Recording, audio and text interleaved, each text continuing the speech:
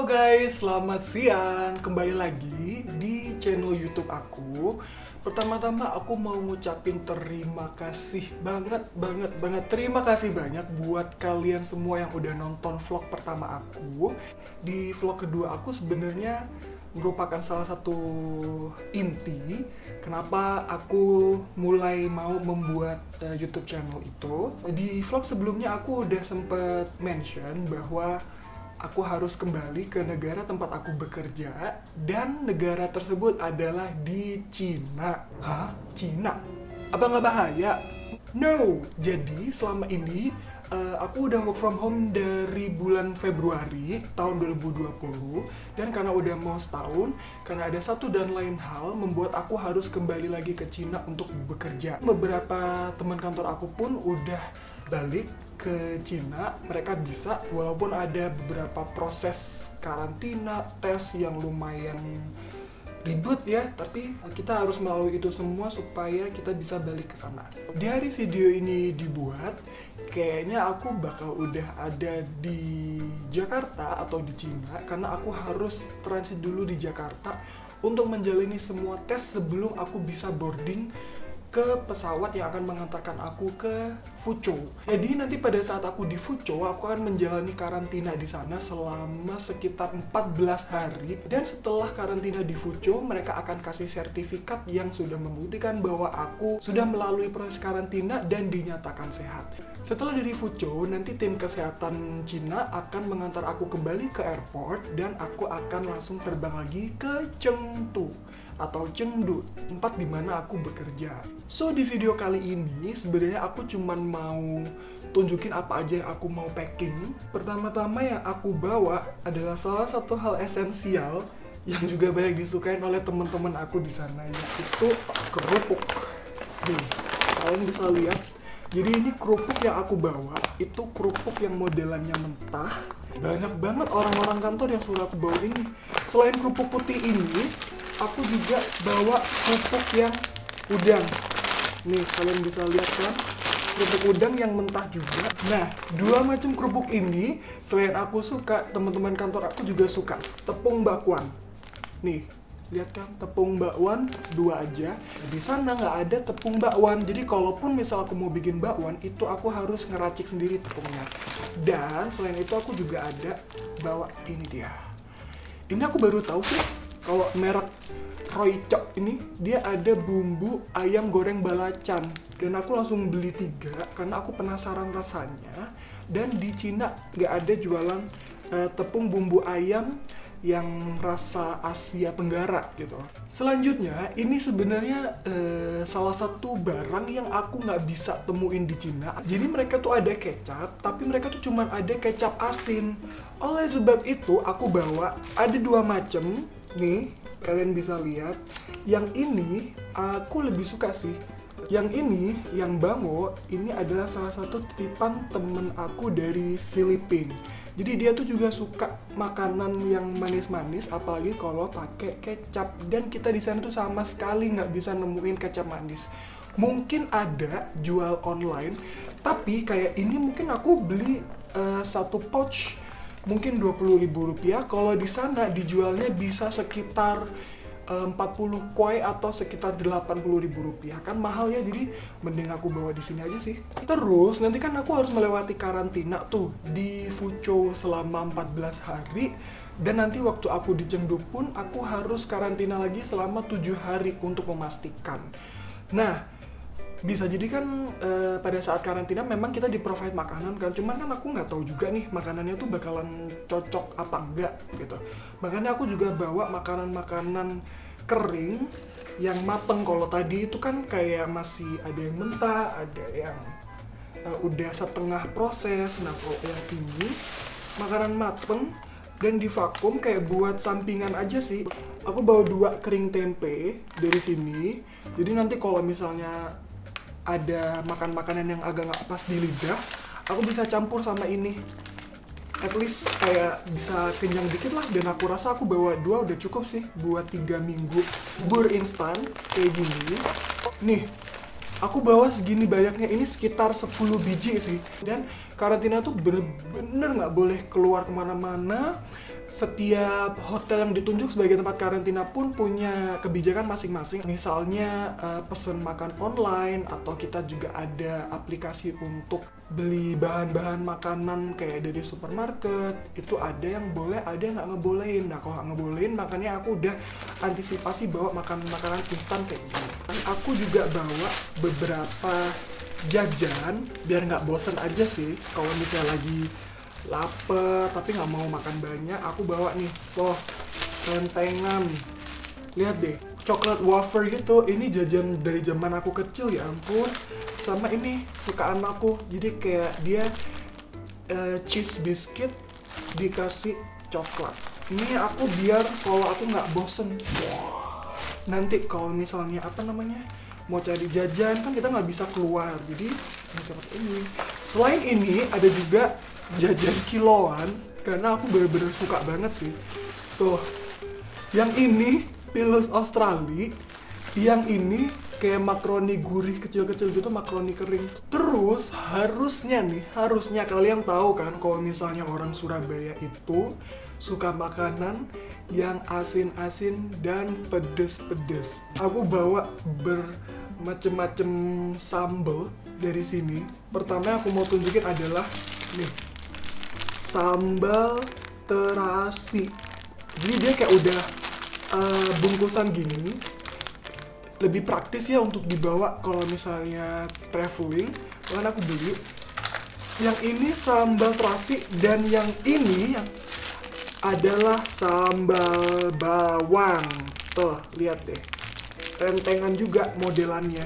Jadi satu plastik ini isinya ada 12. Satu renteng itu isinya 12. Dua ini. Selain sambal baunya. Selain sambal terasi sama sambal bawang, aku juga bawa ini dia, sambal pecel. Yang ini dia pedes, yang ini dia sedang. Yang pedes sebenarnya aku semua total bawa 5, tapi yang pedes semuanya adalah titipan dari temen aku lagi yang dari Filipina.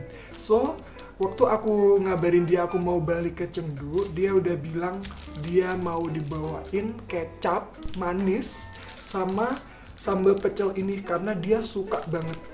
Waktu itu kita pernah masak bareng, jadi emang aku bikin pecel, terus aku bikin kayak lauknya mendoan, terus kayak tahu goreng sama sayur-sayurnya gitu, dan aku kan pasti kasih ini ya, sambal pecel yang pedes ini. Wah, dia demen banget makanan-makanan Indonesia, makanya dia titip. Nah, kalau kita udah ngomongin sambal, kalau tadi kan yang ini dia sambelnya sasetan. Kalau misalnya ini udah habis, rencananya aku mau nyambel sendiri di sana. Oleh sebab itu, esensial yang pertama untuk membuat sambal adalah terasi udang. Guys, kalau kalian tahu, dia tuh kan sebenarnya, nah ini kalau kalian lihat, dia itu kan udah bungkusan nih di dalam, bungkusan kecil kayak permen gitu. Terus di luarnya dibungkus lagi, gitu kan. Tapi baunya masih kecium. Yang terakhir tidak lain tidak bukan, tada, kan aku nggak mungkin nih guys bawa yang batu, pasti berat banget kan gitu. Makanya aku bawa ulek-ulek yang ini. Jadi dia ulek-ulek kayu gitu. Ulek-uleknya aku beli yang aren nih, soalnya yang aren tuh kayak lebih cakep aja gitu guys. Tuh lihat kan, kok yang ini kan kayak standar aja, tapi nggak apa-apa lah, yang penting bisa nyambel. Tuh di sana udah ada sih kayak cabe atau bawang merah, bawang putih udah ada semua. Yang nggak ada tuh cuman terasi sama ulek-uleknya. Oke, selain makanan-makanan tadi, sebenarnya aku juga bawa beberapa hal esensial. Karena kan aku karantina udah nggak boleh kemana-mana. Jadi mau nggak mau harus nyuci baju sendiri di dalam kamar hotel. Aku bawa deterjen bubuk. Tuh, lihat. Ini mama juga nih yang beliin serenteng. Sama juga pengharum. Gila, udah kayak jualan di pasar aja gue. Tuh.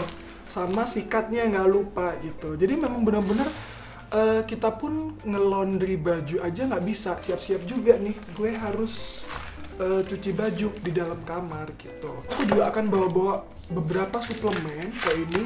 Ini vitamin C, tapi dia vitamin C yang diminum gitu. Terus yang ini vitamin C tapi dia kayak vitamin C yang suplemen atau tablet. Yang ini adalah Sangobion untuk ini ya biar nggak anemia, buat zat besinya juga, vitamin dan mineral. Sama yang terakhir ini sebenarnya aku sisa aja sih. Ini suplemen aku dulu aku beli di Cina, terus habis itu sampai sekarang pun dia belum habis. Yang terakhir dan nggak lupa pastinya harus bawa ini dia, masker. Masker ini adalah masker yang modelannya duckbill, terus juga surgical face mask. Kenapa? Karena nanti pada saat flight itu kita dilarang pakai masker yang non-surgical. Jadi kayak masker scuba atau mungkin masker kain yang nggak terlalu tebel, itu dilarang masuk. Nah, ini dibuka dalamnya kayak gini, terus nanti tinggal pakai gini aja sih. Tuh. Masker ini sebenarnya hilang suara gue. Masker ini sebenarnya banyak banget dipakai di Korea kan gitu. Jadi menurutku ini udah cukup mengcover dan aman, dan aku akan pakai selama nanti flight dari Surabaya ke Jakarta, terus juga selama aku menjalani tes. Abis ini aku mau langsung packing aja. Nanti kalian juga bisa lihat baju-baju kayak gimana yang aku bawa, karena sebenarnya kalau baju itu aku sudah taruh di koper yang ini nih, koper yang gede. Nanti aku juga mau bawa satu lagi koper kecil dan tas untuk bawa laptop kantor aku.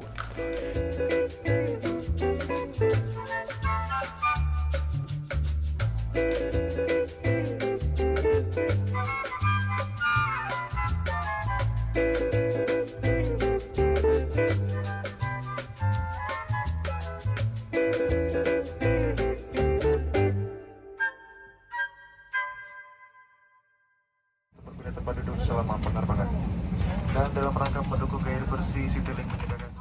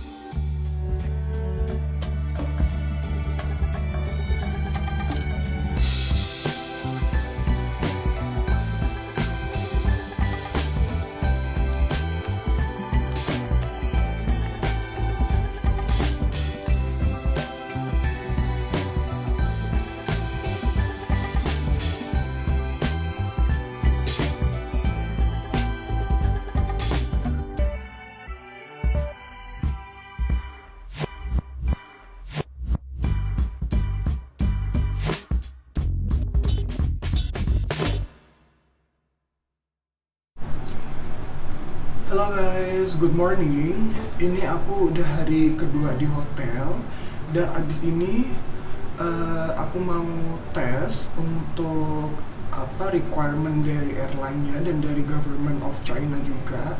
Tesnya nanti tes swab sama satu kali lagi antigen.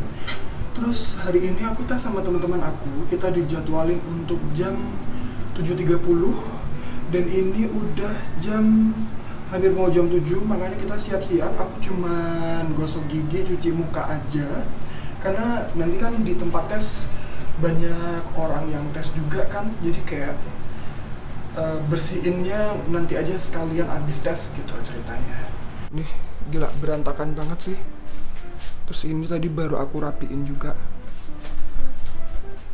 Nanti aku juga akan ngeliatin proses tesnya kayak gimana, cuman kayaknya nggak terlalu detail lah, atau kayak aku juga ngobrol banyak-banyak karena pasti banyak orang, terus habis gitu pasti petugas kesehatannya juga ribet ngurusin persiapannya.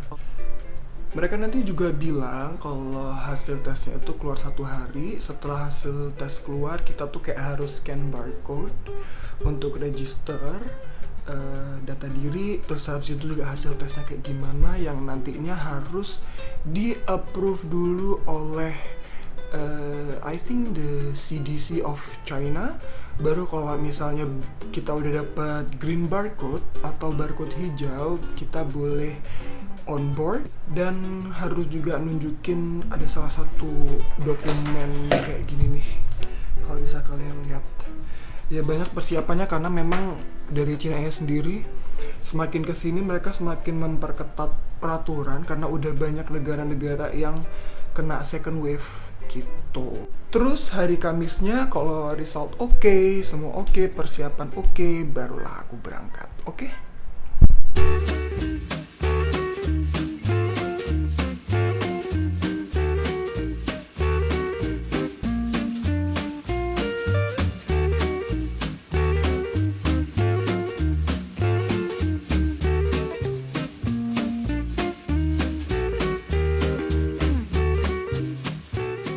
Habis swab jadi drama ya Bu ya, drama Korea ya Bu.